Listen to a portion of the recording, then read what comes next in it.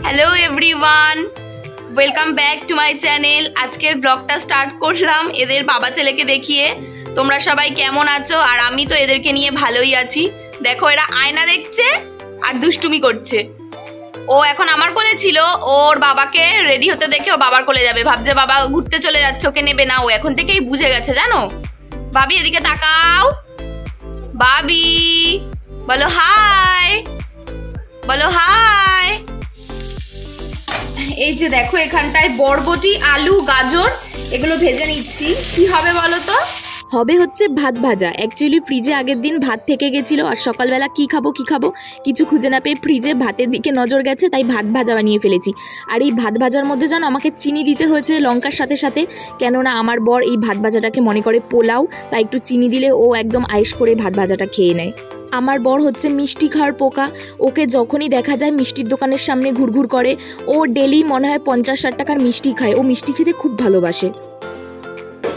ভেন্ডিগুলো কেটে নিচ্ছি। আজকে হবে হচ্ছে ভেন্ডি পোস্ত, ওর মধ্যে আলু দেওয়া হবে। আমি খেতে খুব ভালোবাসি ভেন্ডি, মানে একটুখানি জেলি জেলি যে সবজিগুলো হয় যেমন কাটি কচু, ভেন্ডি, এগুলো আমার খেতে খুব ভালো লাগে। আমার বোন আবার এগুলো একটু দু চোখে দেখতে পারে না। কোনোদিনও শুনেছো বাসন মাজতে কারোর খুব ভালো লাগে? আমার এই সংসারের কাজের মধ্যে একমাত্র বাসন মাজতেই ভালো লাগে, আর সব থেকে অপছন্দের কাজ হচ্ছে রান্না করা। তাড়াহুড়ো করে কাজ করতে গিয়ে একদম হাঁপিয়ে গেছি। মার একটু হেল্প করে দিলাম, এবার আমি বাবির কাছে চলে যাব খাবারটা নিয়ে। কি কি করে দিয়েছি তোমাদেরকে দেখাচ্ছি।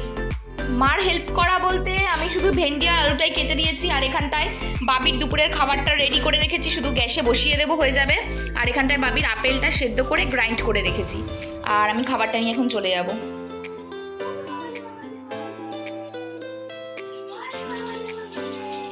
বাবি খাবি? দেখো এই বাচ্চাটা আমার খাবারে লোভ দিচ্ছে। ভাত ভাজাটা এখন খেয়ে নি।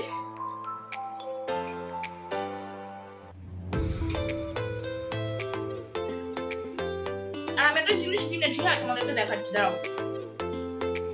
এই দেখো ওয়াল স্টিকার, দেয়ালের মধ্যে চিপকাবো বলে আমি ফ্লিপকার্ট থেকে অর্ডার দিয়েছি। যে এই দেয়ালটার মধ্যে চিপকাবো, যখন আমি চিপকাবো বলতে হচ্ছে দেয়ালের মধ্যে লাগাবো, তো যখন আমি দেয়ালের মধ্যে লাগাবো তোমাদেরকে তখন দেখাবো হ্যাঁ কেমন লাগছে।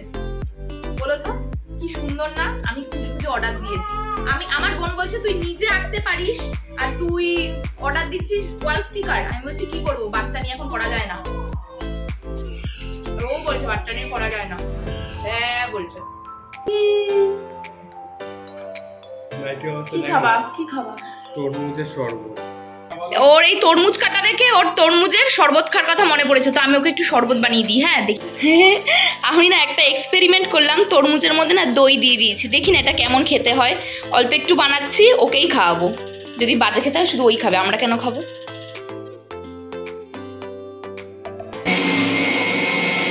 এই যে আমি এখন তরমুজের জুস বানাচ্ছি, এগুলো আমি একদমই পারি না। এগুলোর জন্য এক্সপার্ট হচ্ছে আমার দিদি।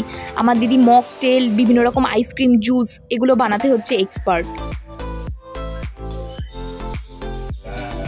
ওর বাবা দাঁড়িয়ে দাঁড়িয়ে ফোন করছে, ওর বাবা যেদিকে যাচ্ছে আমরা মা ছেলে সেদিকে পেছন পেছন ঘুরছি।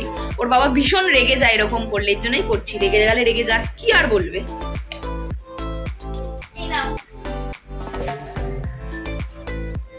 জোরে থ্যাংক ইউ বলে যাতে সবাই শুনে। Thank you so much friends. এটা দেখতে পাচ্ছ যে আমার জন্য মহব্বতের শরবত বানিয়েছে, ঠিক আছে, সরি বানিয়ে এনেছে মহব্বতের শরবত, এটার নাম আমি দিয়েছি। না সত্যি হয় একটা, ওটা তরমুজ আর দুধ দিয়ে বানাই, দই আর তরমুজ দিয়ে বানাই। তো যেটাই বানিয়েছে ঠিক আছে, এটা আমার খুব পছন্দের জিনিস। আমি ওকে বানাতে বললাম যে খুব ভালো লাগছে আজকে একটু তরমুজ দিয়ে একটু ঘোল টাইপের বানাতে। তো থ্যাংক ইউ সো মাচ পূজা।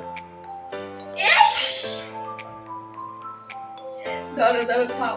আরে গ্লাস আন্দাজে স্ট্রটা বড় হয়ে গেছে না, কিছু দাঁড়াও দাঁড়াও।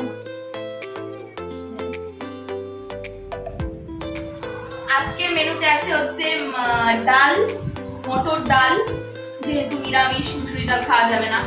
তারপর হচ্ছে এটা হচ্ছে কুমড়ো আর বেগুন দিয়ে সামথিং কিছু একটা করা আছে, আর এটা হচ্ছে ভেন্ডি পোস্ত, আর হচ্ছে গন্ধরাজ লেবু।